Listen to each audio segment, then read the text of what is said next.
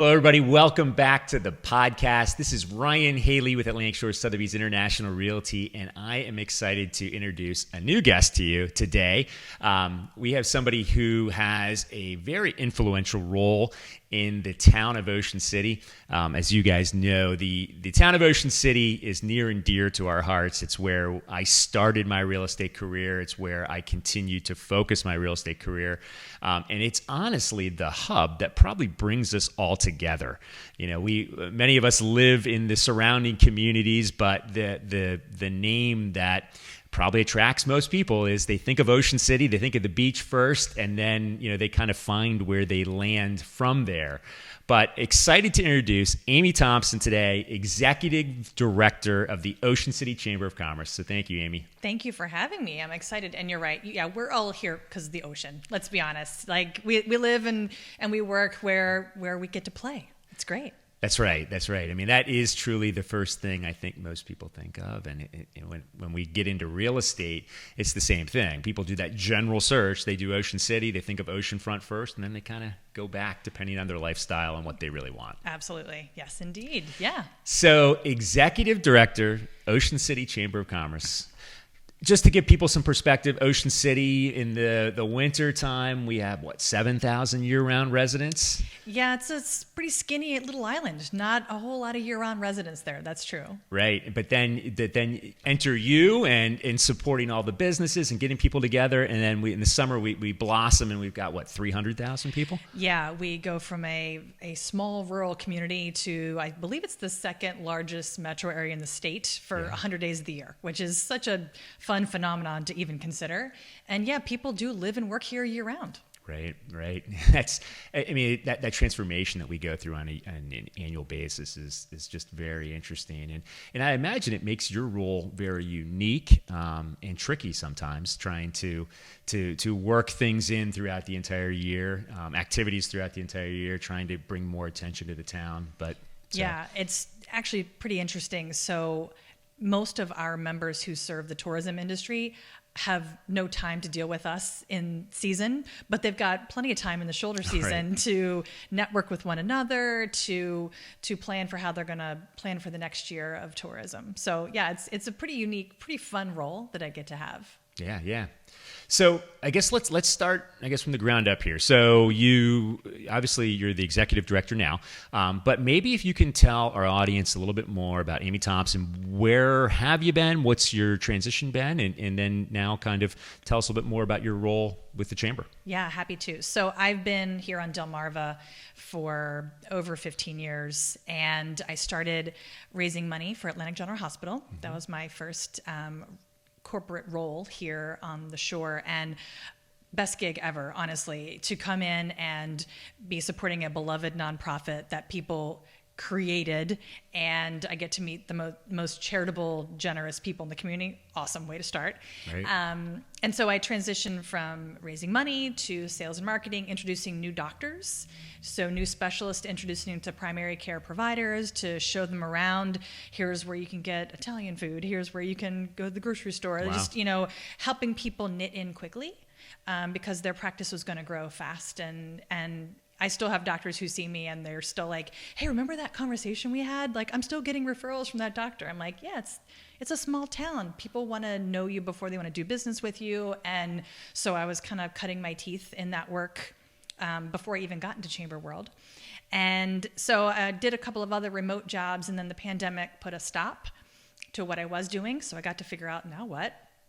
And I did some coaching. So I was doing workplace coaching, typically helping women in IT figure out how to get promoted, get a raise, do work they found fulfilling. And then an opportunity opened up at the chamber, and I was invited to come in and help manage some transition. And here I am 6 months later, and they let me run the joint. It's pretty fun. Yeah, I can only imagine. So what does that, so you run the joint, but what does that really look like? I mean, what is the day-to-day of the executive director of the chamber look like? What do you do? Well, I'm blessed with an amazing team. We have a staff who are exemplary at their jobs. I have a really strong leadership in the board, and I have committees of people who are so vested in making sure the chamber thrives and that we really serve our members. So we have probably around 750 or 800 members. Wow. And they span from sole prop to massive, hotel, motel, owners. So it really runs the gambit. And so a large part of what I'm personally responsible for is legislative advocacy. Okay. So right now we are in the General Assembly. We're in legislative session in Maryland, and bills get introduced, and I keep an eye on them and make sure that they are to the benefit of our members. And if not, we testify against or recommend amendments or whatever. And that's been a little bit of baptism by fire, but it's been super interesting to figure out, there's unintended consequences for everything. Right. When it comes to legislation, and other parts of the state have super different needs. The I-95 corridor, they're thinking about different things than we're thinking about here. And so it's my responsibility to be the voice of our membership and say, hey, I don't know if you thought about this unintended consequence, but that would be bad. Can we do something different? And so that's a huge part of what I've been doing lately. Obviously, networking is a big part of it, and education. I'm delighted to be here, actually, because part of what I want to do is help to let people know, what do our members do? Right. How can what they do help them in their business? And I totally geek out on that kind of stuff. And so I'm looking to do more and more and more of that, just to really have a member benefit of here's what we're doing for you, and here's why it's important. Okay. A lot of moving parts there. Yeah. And honestly, you're making my wheels spin a little bit, because Good. I mean, admittedly, when I think of the Chamber of Commerce, I think a lot of times of kind of events, get-togethers, social type things, ribbon cuttings, introducing businesses. But when you start talking about the legislative piece, I start thinking about everything, how it affects our businesses, and anything that's proposed. And I mean, everything from, traffic patterns getting to the beach, to windmills offshore, to, I think I saw something not too long ago with regulation on tips, for restaurant workers, and how that all comes into play. So I'm guessing all that's kind of hitting your radar. Absolutely. So yeah, I mean, we do events. We do all that normal stuff too, but the size of our chamber, we have some muscle when it comes to having a voice in Annapolis. And yeah, so the Fair Wage Act of 2023 is accelerating minimum wage, getting to $15 an hour. And there was an agreement in the previous General Assembly, but this one, a bunch of new faces, new governor, there's been a push to be more aggressive. But you have to think about, okay, how are the business owners, how did they plan their budgets? What is that going to mean? Is that actually going to protect the employee or not? And, right. Business owners are job creators. And if they are being put between a rock and a hard place and have fewer jobs, that doesn't actually help the employee, which was, I believe, the intent of the legislation. Similarly, for tipped wages, that was under attack. If you look at it that way, the current system, there were some bills proposing that we not do it that way. Well, I don't know if you've ever met anyone who works in this industry. They make quite a bit of money on tips. And right. If you take that away and have them make a minimum wage, that's not helping the employee. That's actually hurting their bottom line. That's hurting their ability to buy a car or buy a house, those kinds of things. And that's not what I want to have happen. I want people in my community to thrive. And so we were unfavorable on that particular bill. And it looks like we were successful in getting that to not progress through legislation, at least so far. Right. Yeah, just a lot of moving parts there. And then so with that, I mean, obviously you're the executive director, but I imagine there's volunteers and people throughout the organization. So it's got to have different tiers, different levels, different groups, I guess, that try to get together for a specific task. Is that correct? Absolutely. We had a couple of committee meetings this morning, actually. And committee meetings. Yeah. I couldn't think of committee. Yeah, groups. no. There's little groups of people, confederations, and all this. Yeah. So There's committees, and so our special events committee looks to do events that people want to engage in. We have a Live After 5 as our networking events once a month in the, again, shoulder season, where people can meet, new businesses can come in and meet established people who are part of the community. We have ambassadors who do ribbon cuttings, exactly as you said. And yeah, we have government relations where we're keeping an eye on legislation that's coming down the pike and going, okay, who's going to testify? Who's going to drive to Annapolis? Who's going to whatever? And we have a nonprofit. We have a foundation as well. And that provide scholarships for people who are doing maybe a career change and they want to get some professional training to, I don't know, become a CPA or switch gears and do something else. So yeah, we have our fingers in a lot of different pots. And so we have a board of volunteers. So they're the leadership who really drive the ship. And then we have several committees where people, 20 plus years of, making sure that we are awesome at ribbon cuttings, or that we put on a great golf event, or that we show up at the air show and have a great time serving adult beverages to people on the beach. We have a really great group of people who are very invested in the chamber. Yeah. So with that then, you talked about the events throughout the year. Does the chamber specifically sponsor these events, or is it? A lot of these events put on by the town. I know some of them, like the air show, you have independent promoters. Yeah. But does the chamber themselves typically have events that they put on, or how does that work? Yes, and it's so confusing. There are so many organizations that do so many things, and where the lines blur, I just go, yep, we're all working together. But to answer your question, yeah, we do have a couple of annual events. So we just concluded our annual awards celebration earlier this month. So we have a committee who picked Business Person of the Year, Citizen of the Year, Young Professional, Lifetime Achievement, Nonprofit, First Responder. And so, nominations came in from the community. This committee sat down and picked the honorees, and so it was this big fancy event, and it was glorious. It was my first time as co-MC of this event, and my team was phenomenal. It was at the convention center, and the honorees they felt the love, and it was awesome. So that's one. We do a golf tournament, and so we don't put on the air show, but we support the air show. And we're involved in some other things throughout the year, but those are kind of some of our bigger events. Again, I've only been here 6 months so far, so I'm sure there's more that's going to land in my lap. I'm like, oh yeah, we do that too. But we like to, in years past, we've done a crab feast in the fall, because everyone's so busy in summer. A lot of our members like to send a lot of their employees to hey man, just throw down, relax, you've earned it, you worked hard this season, here, let's get you, to just hang out with other people in the community who've also been working hard all summer. Mm-hmm. So, and then, wait, how many members? You had 700 and... 750, 800, yeah, a lot of people. So, I think I'm just thinking about the administrative piece to it, but, as part of your role, how do you keep in touch with all those people, and then how do you get the word out of trying to get new people to join? How do you do that? How do you maintain that? Is staff? Is that you? So it's a team effort. So we do have a membership director, and she is primarily responsible for loving on the members we have when new businesses come to town, approaching. Our ambassadors are amazing at this as well. Hey, did you hear there's a new pizza joint? And so someone goes out and says hey, did you know there's a chamber? Here's what it does. If you want to join, we can do a ribbon cutting. Yeah. So it's a mix of staff and volunteer. Mm-hmm. We do put out a publication once a year called Experience Ocean City, which is tourism focused. And that's, there's 200,000 pieces that are produced. Wow. And they're throughout Ocean City, and they're at travel centers, and it goes far and wide to get visitors to plan their trip and to hopefully pick our members as the places they go.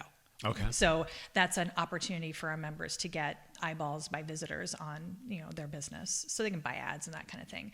But yeah, so we spend a lot of time loving on our people. And so for me, it's, how can I support you? What does help look like? Who do you want to know you exist, and how do we reach them? And if we can be one of many channels that someone uses to market, that's what I want to do. Mm-hmm. So, thinking from a business owner standpoint, and say I'm new to the area and I'm coming in. Obviously, you've hit on a lot of benefits. You talked a lot about what you do, but what do you think is as a new business owner, or maybe even a new key employee within a business, what's the benefit to getting involved with the chamber and either joining or making sure you're a part of it? Well, you just reminded me that we have a really robust young professionals committee, and if you have a new employee and they are, under 40. This is a great opportunity to learn kind of the basics of networking. And they have a ton of social events. They do fundraising. We do a Christmas spirit campaign where we raise money and it goes to buy kids gifts at Christmas time where their families can't maybe get them the volume of gifts they would like to or whatever. So it teaches philanthropy, it teaches networking, and we bring in guest speakers so they learn leadership things too. So for that reason alone, and we partner with other chambers who have young professional committees that are maybe smaller. So in aggregate, they're a nice, big, powerful group. And they get to do, like, they'll help us with air show because that's fun. Like, who wouldn't want to help with air show? And so that's part of it. And I think with the ambassadors doing the networking, it's like, okay, I'm new. I have a new business. What do I need to do? And they like give tips and tricks and help people solve for who would you trust to do this job? Or who would you, feel like when you go to your insurance agent, they're like, well, if you were my sister, here's what I'd recommend. Like, it's that kind of common sense referral stuff that I think really helps people ease into having successful business around here. Right. So it's for me, first off, it's the networking piece. You support my business, I support your business helps. It's possibly the ability to tap into a network of service providers that could help your employees. It could help your constituents. It can help your in our case, our buyers and sellers. Right. So there's other businesses that cross there. And then you touched on something which, and you talked about this earlier, for a while you kind of got into the coaching world a little bit, right? And we've been, huge proponents of coaching for years within our business, but that's obviously at a national level, and a lot of times it's very specific to real estate. You don't necessarily get into just the nuts and bolts of straight up business within your community.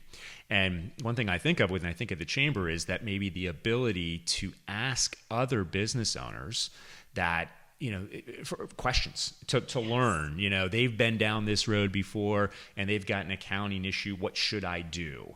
And I think back to COVID a little bit. And when we were getting the emails on almost like a weekly basis when and I hate to say it, but thinking back, it was Lockdown Larry, every week he would come out with his press conference and we were trying to figure out what was going to be shut down, what was going to be opened up. And the chamber, I think, from what I recall, did a pretty good job of just keeping us informed as to like new things that were going on and or grants and relief and things that you could apply for as a business owner.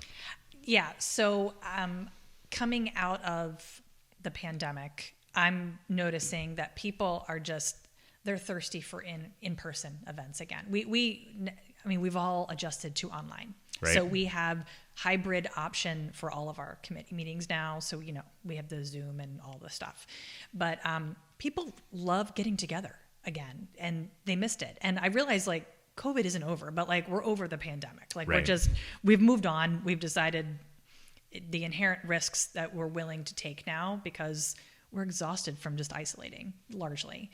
And yeah, you're right. It's to be able to disseminate information. So part of what falls under our purview is to support the J1 students. We have a community support group in Ocean City, and it falls under the house of the Greater Ocean City Chamber.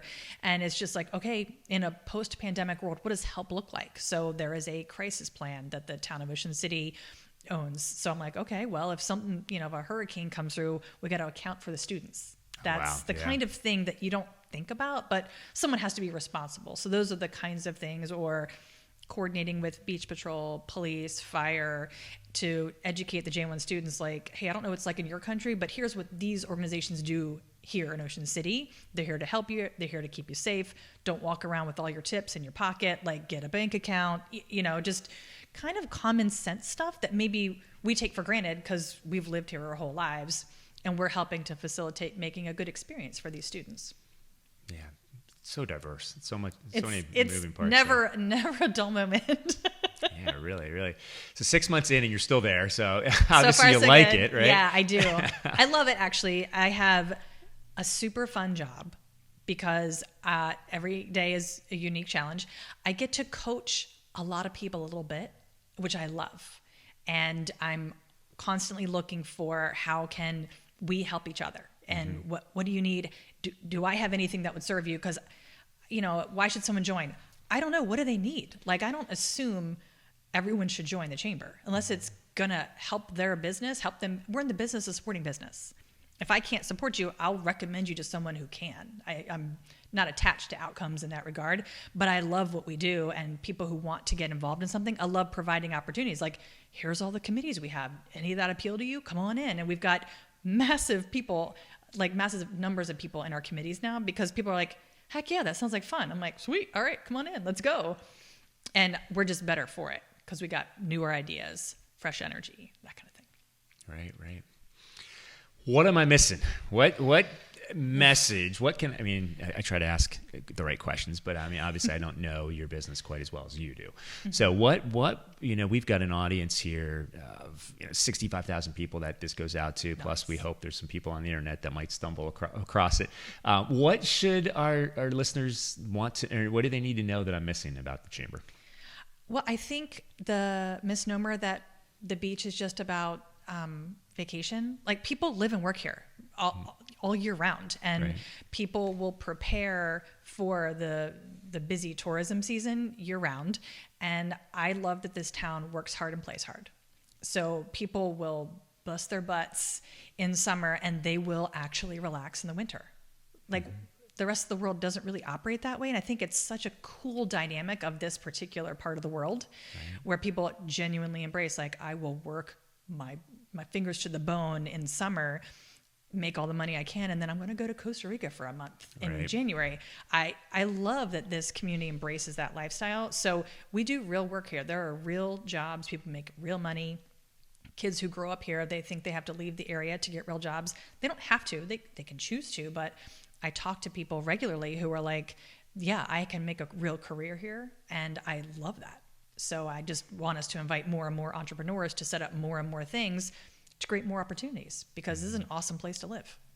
It really is. And you bring up a very interesting point. I mean, I'm a come here. I didn't grow up here, but I've been here since I was, in my late teens, my wife and I. And, we thought this would be a fantastic place to raise a family and to run a business. And I remember early on, some of the business owners who were mentors, and you talk about this idea of, we work really hard during the summer, and then, then in the winter, obviously it's a little bit different pace, and people shut down, they travel and enjoy life. But I remember I have a mentor, Tom Barry, who owns a hotel in Ocean City, and their family, when they first bought that hotel, a local bank in town here, gave them like what they called a farm loan. Yep. And that allowed them to basically not make payments in the winter.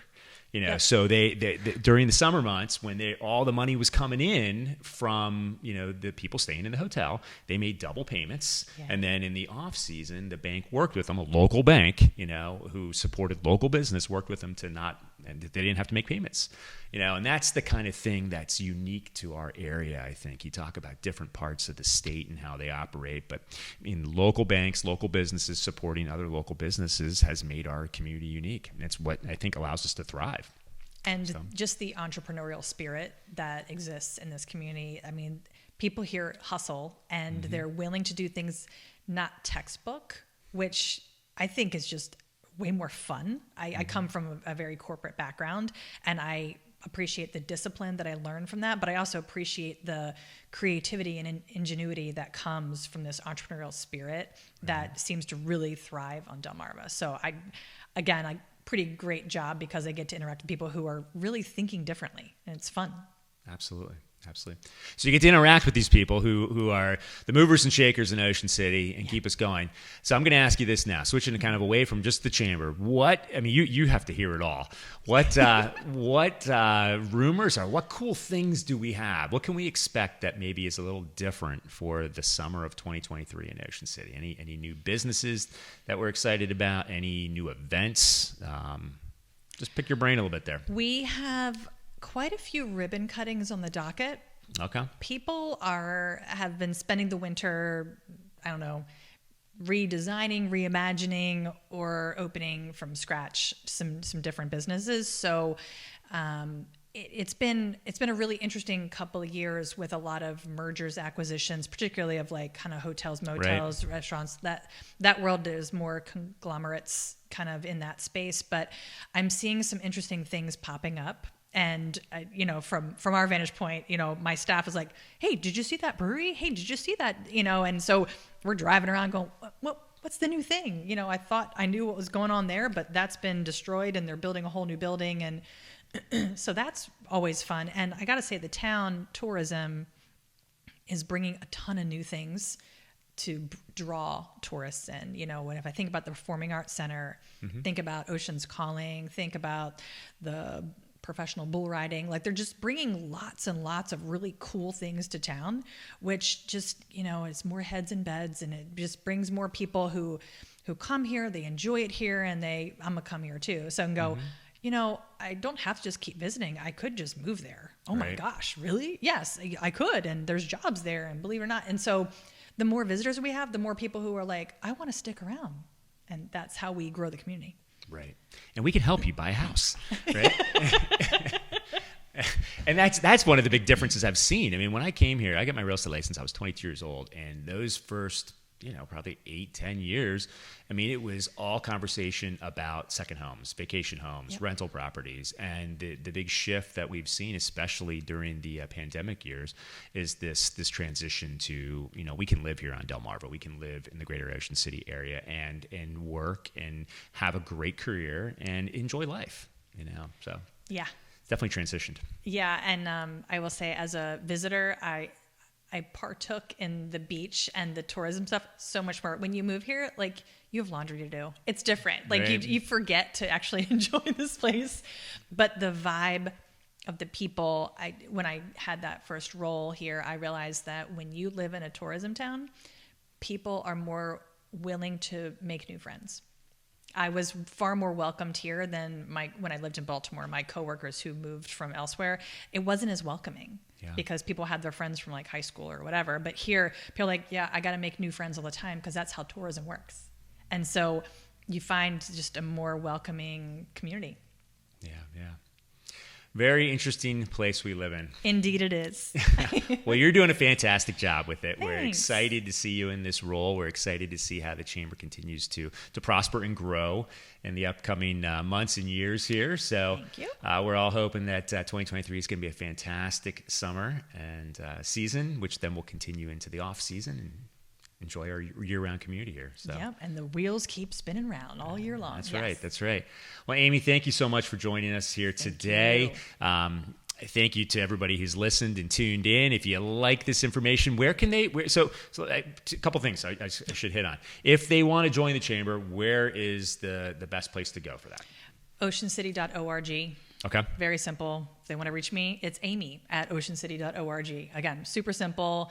We are definitely accepting new members, but it's more about what can we do for you. We want to serve our membership. That's truly, I'm service oriented in that regard. So yeah, come find us. We're in West Ocean City. We got the visitor center, and it's a big building. We got a conference room if people need space to have meetings.